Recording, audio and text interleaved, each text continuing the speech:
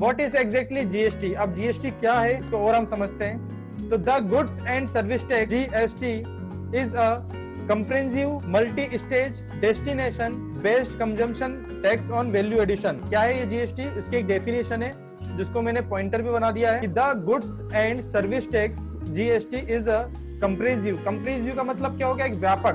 भारतीय अर्थव्यवस्था में इसका बहुत बड़ा योगदान है। मल्टी स्टेज मतलब अलग अलग स्टेज से होकर के गुजरता है ये। Destination based consumption tax on value addition, सिर्फ वैल्यू एडिशन पे लग, जितनी भी वैल्यू एड हो रही है उस पर ये टैक्स लग रहा है। और डेस्टिनेशन बेस्ड कंजम्पशन मतलब जो भी गुड्स का डेस्टिनेशन होगा उस जगह पर स्टेट गवर्नमेंट को टैक्स कलेक्ट करने का अधिकार होगा।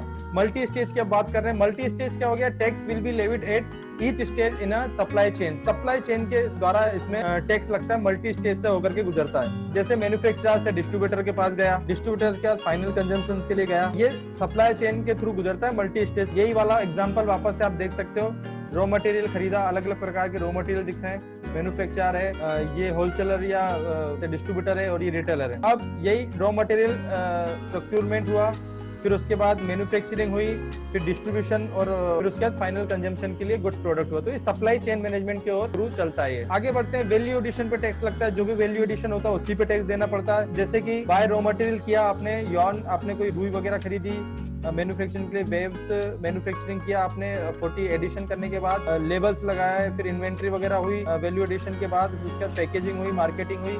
ये सब इस तरह से जो वैल्यू एडिशन में जो बोल रहा था ना, जिसमें डायरेक्ट इनडायरेक्ट खर्चे वाले इस तरह से हो सकते हैं। लेबलिंग, पैकेजिंग, मार्केटिंग, प्रॉफिट, ये सब ऐड करते हो आप वैल्यू एडिशन। जो वैल्यू एडिशन होता है उसी के ऊपर टैक्स लगता है। Value addition tax is only on the value added. सारे के सारे जो भी वैल्यू एडिशन होता है उस पर टैक्स लगता है आपका।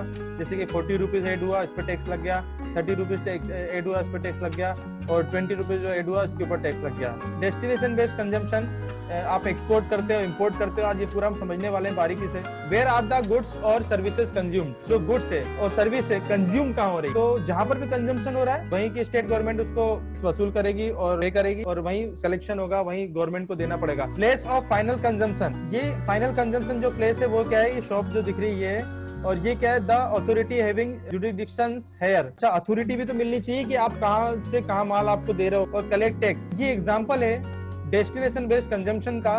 Late understand with an example. अभी मैं क्या कर रहा हूँ? स्टेट बाय स्टेट बात कर रहा हूँ। ये मैन्युफैक्चरिंग हो रही है इज इन मध्य प्रदेश के अंदर। एमपी के अंदर क्या हुआ? मैन्युफैक्चरिंग हुआ, कोई रॉ मटेरियल कर रहा था उसको मैन्युफैक्चरिंग किया, और क्या हो रहा? Final consumption is the Rajasthan. Rajasthan government के पास फाइनल कंजम्पशन हो रहा। मैन्युफैक्चरिंग कहाँ हुआ? आपका मध्य प्रदेश में, एक दूसरे स्टेट में, और फाइनल कंजम्पशन कहाँ पर हो रहा है? आपका राजस्थान के अंदर। तो टैक्स वसूल करने का अधिकार किसको हो गया? राजस्थान गवर्नमेंट को हो गया।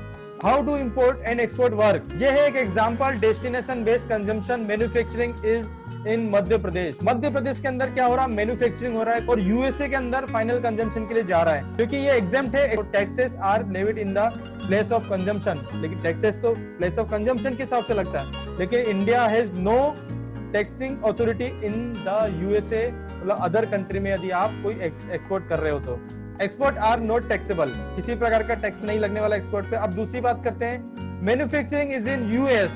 यूएस के अंदर मैन्युफैक्चरिंग हो रही है, tax are levied in the place of consumption. अभी भी वही काम कर रहा है। मैन्युफैक्चरिंग तो हो रहा है यूएसए में, अदर कंट्री में, अब वो आ रहा है इंडिया में। इंडिया में कोई सा भी स्टेट हो, इंडिया में आपका मैन्युफैक्चरिंग होके आ रहा है, तो इंडिया कैन कलेक्ट टैक्स। सारा के सारा टैक्स कलेक्ट करेगा इंडिया।